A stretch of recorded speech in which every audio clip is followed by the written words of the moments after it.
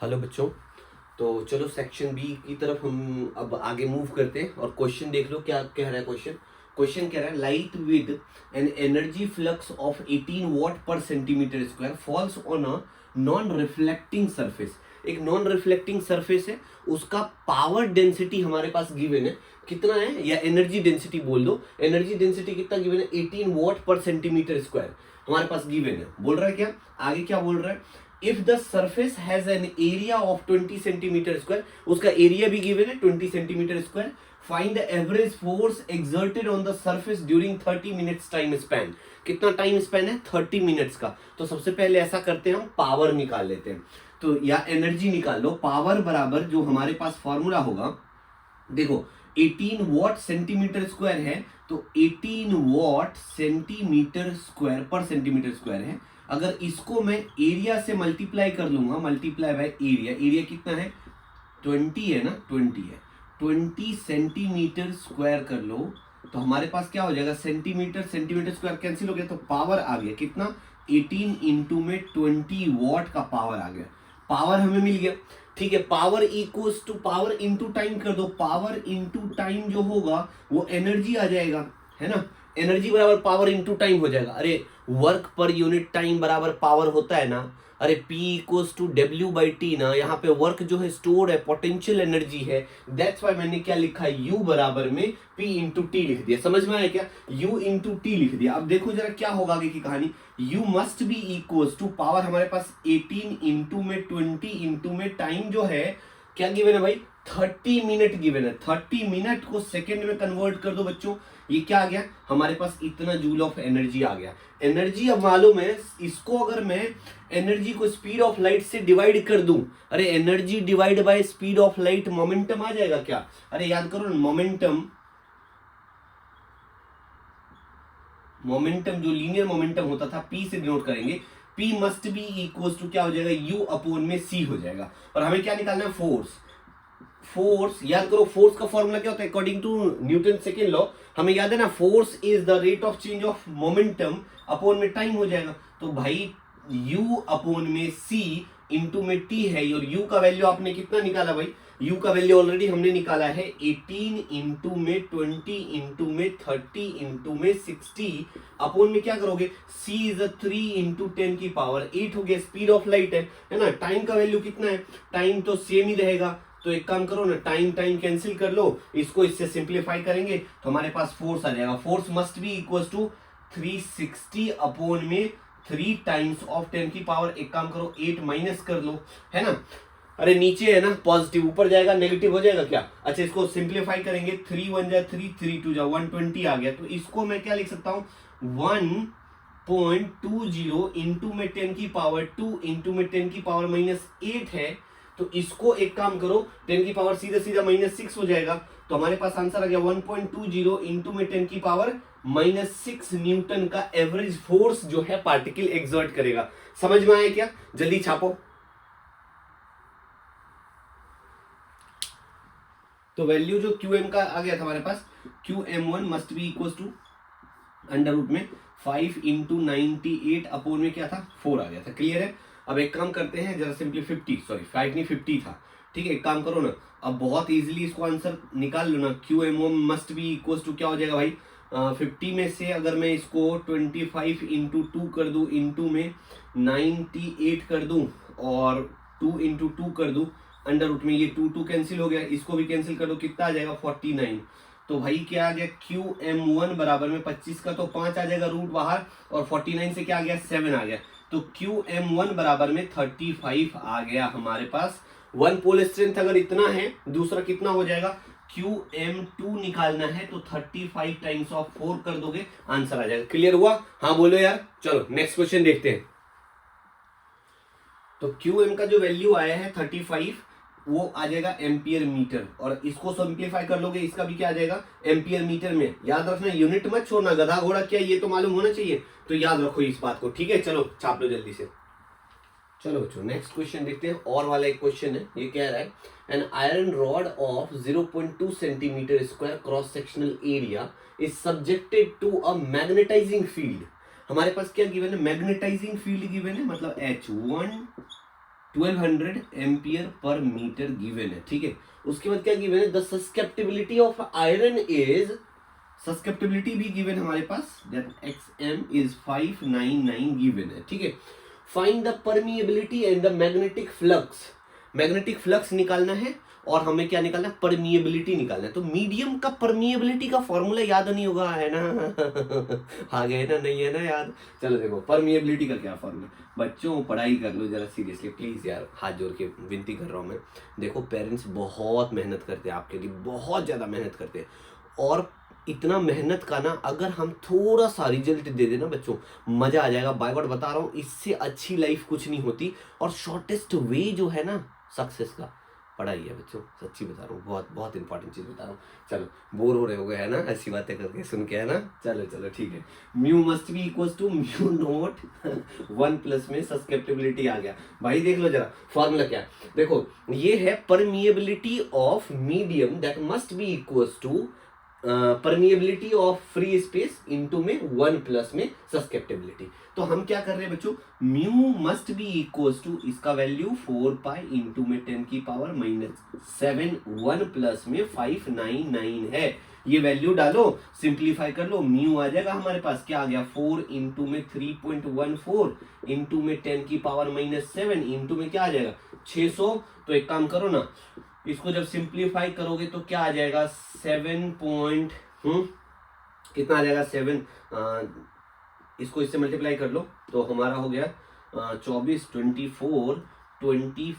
Into में 3.14 into में 10 की पावर -5 क्यों लिखा, देखो ये क्या है 600 है ना, 2 जीरो मैंने हटा दिया यहाँ से, ठीक है, तो 5 कर दिया, और 6 इंटू 4 कर दिया 24 इंटू इतना। तो mu must be equal to 3.14 into 10 की पावर -5 है, इसको सॉल्व करेंगे तो mu must be equal to कितना आ जाएगा 75.3 और 6 इंटू में 10 की पावर -5 टेस्ला, गधा घोड़ा क्या है ये याद भी रखो, टेस्ला मीटर पर एम्पियर, ठीक है। तो ये आ जाएगा mu must be equal to, अब देखो डेसिमल को मैं लेफ्ट में शिफ्ट कर रहा हूं ना, तो पावर क्या हो जाएगा इंक्रीज हो जाएगा, और नेगेटिव में इंक्रीज का मतलब समझ रहे हो, वैल्यू कम हो जाएगा, नेगेटिव में ना भाई -5 है तो -4 इज अ ग्रेटर वैल्यू ना, याद रखना ये बातें, ठीक है। तो देख लो म्यू इज 7.536 इंटू 10 की पावर -4 टेस्ला मीटर पर एम्पियर आ गया।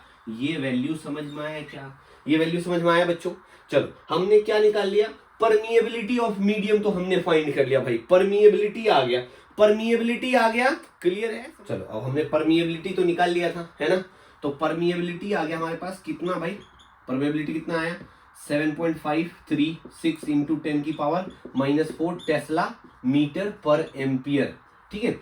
अब हमें क्या निकालना है, अब हमें मैग्नेटिक फील्ड निकालना है, बी इक्वल टू क्या था mu naught times of H, आया याद, अरे परमिएबिलिटी ऑफ मीडियम इंटू में क्या हो जाएगा, इंटू में एच हो जाएगा, मैग्नेटाइजिंग फील्ड कितना है दोनों हमें मालूम है 7.536 इंटू 10 की पावर -4 ले लो इंटू में 1200 ले लो, इसको सिंप्लीफाई कर लो तो b must be equal to, इसको मल्टीप्लाई कर लेते हैं और सिंप्लीफाई करते तो कितना आ गया 0.90 है ना टेस्ला। मैग्नेटिक फील्ड मालूम हो गया।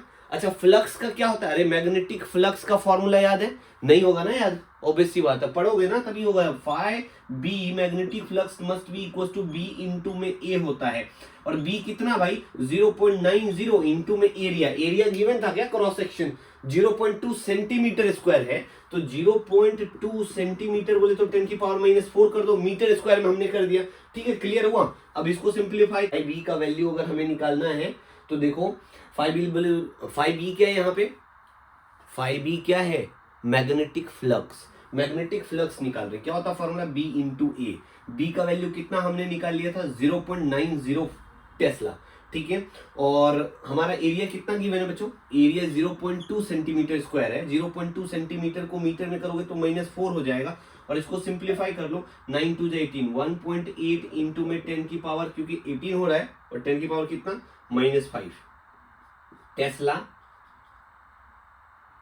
मीटर स्क्वायर, ये जो है अपना आंसर आएगा किसका 5b का वैल्यू।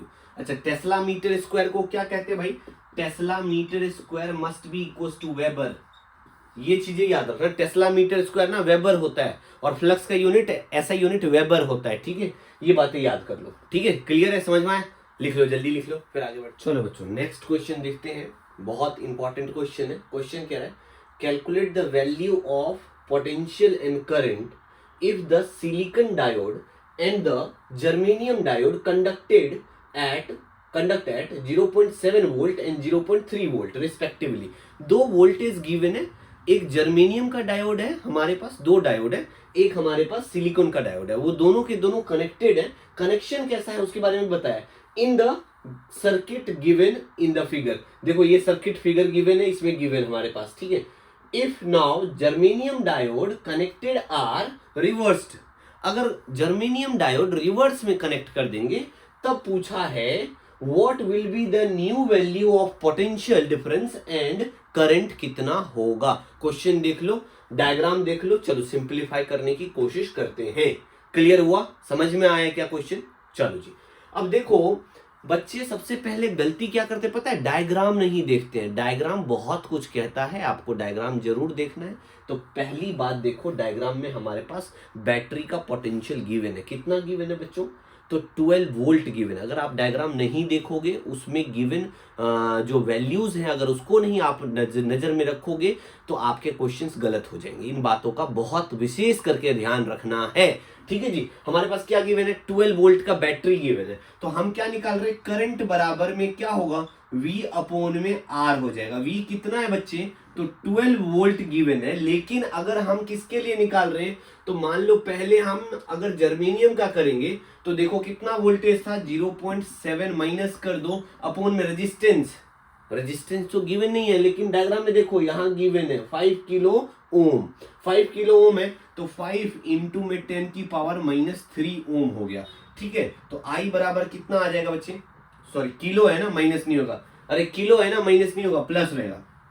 तो 12 में से इसको माइनस कर दोगे तो क्या आएगा? 11.3 आ गया हमारे पास। 11.3 डिवाइड बाय 5 इंटू में 10 की पावर -3। अच्छा 5 से डिवाइड करना होता है ना, तो मैं प्रेफर करता हूं मल्टीप्लाई कर दो 2 से। तो मल्टीप्लाई करूंगा तो कितना आ जाएगा भाई? 22.6 अपॉन में 10 हो गया इंटू में 10 की पावर -3 एम्पियर। करंट है तो क्या एम्पियर, ऐसा यूनिट भी लगाना है। I must be equal to, एक काम करो ना, 2.26, ये 10 से मैंने डिवाइड कर दिया, डेसिमल इधर शिफ्ट हो जाएगा, इंटू में 10 की पावर -3 एम्पियर। क्लियर है? I must be equal to 2.26 into तो लिखो मत, फिर -3 है तो मिली एम्पियर में आ गया करंट का वैल्यू। देखो करंट निकाल लिया, और क्या बोला था? पोटेंशियल निकालना है। अरे करंट आ गया तो V बराबर में ओम्स लॉ क्या कहता है? V equals to I into में R। तो हमारे पास कितना करंट भाई? 2.26 इंटू में 10 की पावर -3 एम्पियर इंटू में रेजिस्टेंस कितना भाई? 5 इंटू में 10 की पावर 3। तो ये चीजें तो कैंसिल हो गया, 5 से मल्टीप्लाई कर लोगे, कितना आ जाएगा 5 से मल्टीप्लाई करोगे? तो 6 5 जा 30, 0 3 कैरी हो गया, 5 2 जा 10, 11 12 13 13 3 1 कैरी हो गया, और 10 1 11.30 इतना जो है हमारे पास वोल्टेज आएगा। ये तो इनिशियल हमने निकाला ही था, इतना ही आ जाएगा, ठीक है। V का वैल्यू क्लियर हुआ। ये ऐसे ही दूसरा पार्ट करना है, इसका दूसरा पार्ट भी करते हैं, इतनी बात क्लियर है। दूसरा पार्ट देख लो, सिलिकॉन के लिए हमने निकालना है। सिलिकॉन के लिए क्या हो जाएगा? तो इसको मैं I डैश बोल देता हूं। This must be equals to V upon में क्या हो जाएगा? R हो जाएगा। V कितना है बच्चे? तो 12 तो बैटरी का गिवन है, -0.3 कर लो अपॉन में R कितना? 5 इंटू 10 की पावर 3, ठीक है। करंट का ऐसे यूनिट एम्पियर होता है। तो I dash must be equals to, इसको सिंप्लीफाई करो कितना आ जाएगा? 11.7 अपॉन में 5 इंटू में 10 की पावर -3। ऊपर लेके चले जाओ, अरे पॉजिटिव है ना, ऊपर ले जाओगे नेगेटिव हो जाएगा। देखो ना 10 की पावर -3 है, मतलब +3 है, ऊपर जाएगा तो -3 हो जाएगा। हाँ बोलो यार, इतना एम्पियर। अच्छा मैंने क्या बोला? 5 से मैं प्रेफर क्या करता हूं? डिवाइड नहीं करूं, 2 से मल्टीप्लाई अगर कर दूं ऊपर नीचे दोनों जगह। अरे I1 must be equal to 11.7 divide by 5 into 2। अब ऊपर अपने मन से तो कर नहीं सकता, मेरे पापा प्राइम मिनिस्टर नहीं है ना जो मन में आएगा करूंगा, तो मैथ्स के रूल को भी फॉलो करना है। इंटू 2 कर दिया, इंटू में 10 की पावर -3 एम्पियर। क्या आ जाएगा भाई? तो ये आ जाएगा 7 2 जा 14, 4 हो गया, 2 3 हो गया और 2 हो गया। तो अगर मैं ऐसा लिख दूं इनटू में 10⁻³ एम्पियर लिख दूंगा तो ये हमारा आंसर हो जाएगा। तो 2.34 इंटू में 10 की पावर मत ही लिखो, मिली एम्पियर कर दो। क्लियर है, इतना आ गया। और वोल्टेज कितना आता है, वोल्टेज तो आपको मालूम ही है, वोल्टेज कितना हो जाता है बच्चों, V must be equals to 11.7 volt. Clear हुआ, कहानी समझ में आया? अरे कहानी समझ में, हाँ बोलो यार, जल्दी समझ लो, जल्दी कर लो, देख लो, स्क्रीनशॉट ले लो। चलो नेक्स्ट स्टार्ट करते हैं, देखते हैं नेक्स्ट क्वेश्चन क्या कह रहा है। Draw the graph showing the variation of number of scattered particles with the scattering angle theta in Geiger and Marsden experiment. याद करो, हमारे रदरफोर्ड साहब के दो स्टूडेंट थे, H गीगर एंड E मार्डस्टन। उसने अल्फा पार्टिकल स्कैटरिंग एक्सपेरिमेंट करा था गोल्ड फॉइल के ऊपर, याद आया? याद, ठीक है। तो वही एक हमें क्या करना है, उसमें क्या करना है, हमें एक तो ड्रॉ करना है ग्राफ शोइंग द वेरिएशन क्या शो करेगा उसके लिए, और बोल रहा है infer the two in conclusion from the graph. हमें दो कंक्लूजन भी लिखना है, तो देखते हैं, पहले ग्राफ बनाते हैं फिर कंक्लूजन की बात करेंगे। पहले ग्राफ को समझ लेते हैं कैसा होगा। तो याद करो, नंबर ऑफ स्कैटर्ड पार्टिकल्स जो n था, नंबर ऑफ स्कैटर्ड पार्टिकल जो n है, वो इनवर्सली प्रोपोर्शनल था किसके भाई, किसके लिए इनवर्सली प्रोपोर्शनल था? स्कैटरिंग एंगल के लिए। तो क्या था, inversely proportional to the sine of power 4 θ/2। आए याद? ये फॉर्मूला बहुत इंपॉर्टेंट है, याद रखना। n is the number of particle and θ/2, यहां जो थीटा है दैट इज स्कैटरिंग एंगल है। तो देखो इनवर्सली प्रोपोर्शनल है, तो ग्राफ कैसा बन जाएगा भाई, इनवर्सली प्रोपोर्शनल का ग्राफ जो होगा कुछ ऐसा सा बनेगा। ठीक है जी, ग्राफ कुछ ऐसा बनेगा, इधर नंबर ऑफ पार्टिकल हो गया, n हो गया नंबर ऑफ पार्टिकल, और यहां पे हो गया theta that is angle. Clear है बच्चों, ऐसा सा ग्राफ बनेगा। अच्छा, ग्राफ में अब बोला क्या, ग्राफ के बिहाफ पे ना दो कंक्लूजन लिखना है। तो ग्राफ देखो, जो स्लोप है वो डिक्रीजिंग स्लोप है। डिक्रीजिंग स्लोप का मतलब है मैक्सिमम पार्टिकल जो होगा वो गोल्ड फॉइल के अंदर से पास कर जाता था। अरे यही तो हुआ पहला, अगर कंक्लूजन हम बोलेंगे, the maximum particle can passing through the gold foil along the straight path, right, straight path पे पास कर जाता है।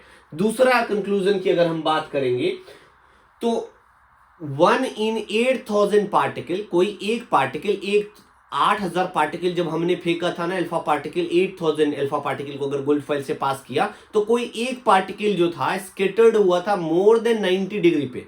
अरे क्या बोला मैंने, only 1 in 8,000 particle can scattered more than 90 degree angle, सिर्फ एक ही गया था, राइट। तो दूसरा कंक्लूजन ये हो गया, याद कर लेना।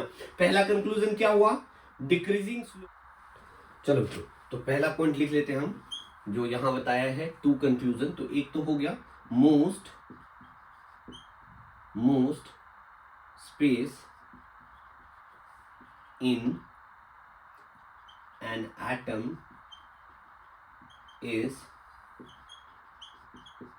Empty space. ठीक है, दूसरा देखते हैं, दूसरा क्या है, दूसरा हम देख रहे हैं कि जो डिफ्लेक्शन होगा, डिफ्लेक्शन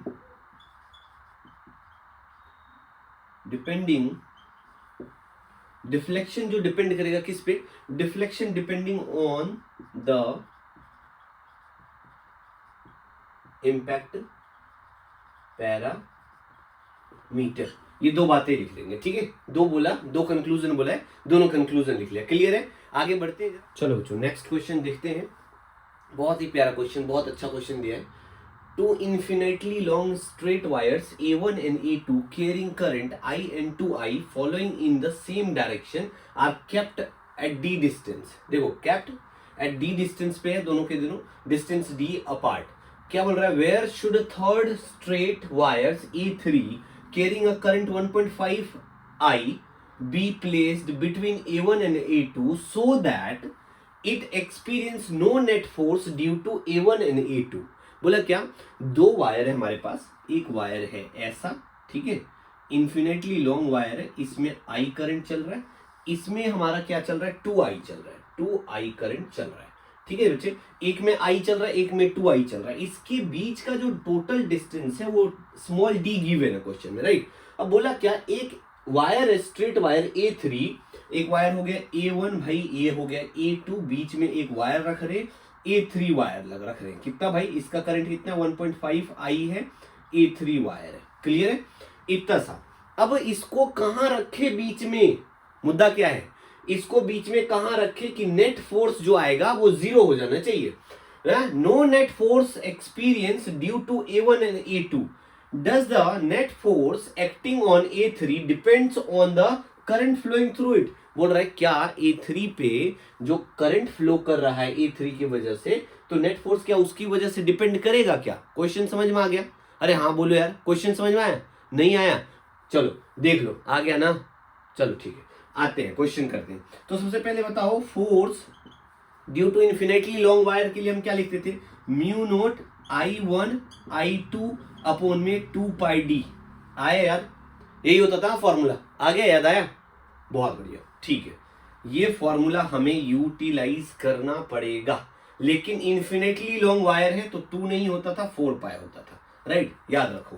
तो चलो जी, हम निकाल लेते फोर्स, F1 निकालेंगे। F1 जो होगा इस दोनों के बीच में होगा, तो इसके डिस्टेंस हमें गिवन नहीं है, तो इसको x लेट कर लो, तो इसका डिस्टेंस कितना हो जाएगा, d माइनस एक्स हो जाएगा। अरे टोटल डिस्टेंस d है ना, d माइनस एक्स कर दोगे आ जाएगा ना डिस्टेंस। हाँ बोलो यार, तो म्यू नोट अपॉन में 4 पाई I1 तो I है हमारे पास, और I2 कितना है 1.5 I है, ठीक है, ये गिवन है। और क्या गिवन है बच्चे, 2 और 4 पाई तो हमें गिवन ही था, और डी के बदले में क्या है यहाँ पे एक्स हो जाएगा। पहला इक्वेशन तो ये हो गया। F2 निकाल लो बच्चे, क्या आया, म्यू नोट अपॉन में 4 पाई, और यह क्या है 1.5 आई है, इंटू में 2 आई है, अपॉन में क्या हो जाएगा, d माइनस एक्स हो जाएगा। क्लियर है, दोनों फोर्स जो है आपस में क्या है, नो नेट फोर्स एक्सपीरियंस, मतलब कि अगर मान लो ये जो फोर्स लगाएगा, इधर वाला फोर्स इस डायरेक्शन में होगा, तो इधर वाला फोर्स इस डायरेक्शन में होगा, एक दूसरे के ऑपोजिट है, तो दोनों को इक्वेट कर दो ना, मतलब F1 प्लस F2 बराबर में 0 करना है, बट एक्चुअली में जो आप प्लस कर रहे हो यहाँ पे माइनस हो जाएगा, राइट।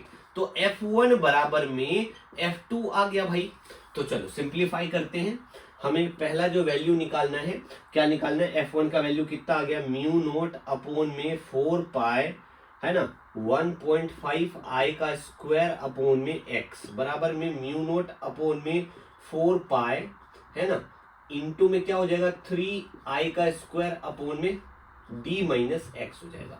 तो भाई आई स्क्वायर गायब हो गया, म्यू नोट 4 पाई, म्यू नोट 4 पाई गायब हो जाएगा। अब क्या बचा है 1.5 और 3, एक काम करो 3x must be equals to 1.5 of d minus 1.5 of x हो जाएगा। मैंने क्या करा 1.5 से मल्टीप्लाई कर दे, क्रॉस मल्टीप्लाई कर दो ना बच्चे, ये x इधर चला जाएगा और d माइनस x इधर आ जाएगा, तो 1.5 से मल्टीप्लाई करके, अच्छा 1.5 फिर ब्रैकेट में d, तो d के साथ भी मल्टीप्लाई होगा, x के साथ भी मल्टीप्लाई होगा, और 1.5x जो है इसको दूसरी साइड लेके आ जाओ, तो हमारा जो आंसर आना चाहिए वो कितना आ जाएगा भाई 4.5x must be equal to 1.5d, तो d must be equal to 4.5x upon में 1.5, तो 3 आ गया, तो d का वैल्यू क्या आ गया 3x आ गया। क्लियर है, तो d का वैल्यू 3x आ गया, समझ में आया क्या? स्क्रीनशॉट ले लो, मैं हट चुका हूं। अच्छा इसमें आगे ना एक लाइन उन्होंने जोड़ा था, does the net force acting on A3 depends on the current flowing through it. तो सुनो, net force on A3 is 0 when 1.5 ampere of current flowing through it. अरे कब 0 हुआ है? जब 1.5 एम्पियर का करंट जा रहा है, 1.5 आई का, एम्पियर नहीं बोलेंगे, 1.5 आई का करंट जब जा रहा है तभी तो 0 हुआ। इसका क्या मतलब है? इसका मतलब हुआ कि yes it does depends on the current flowing through it. Clear हुआ? हाँ बोलो, चलो लिख लो, जल्दी छापो।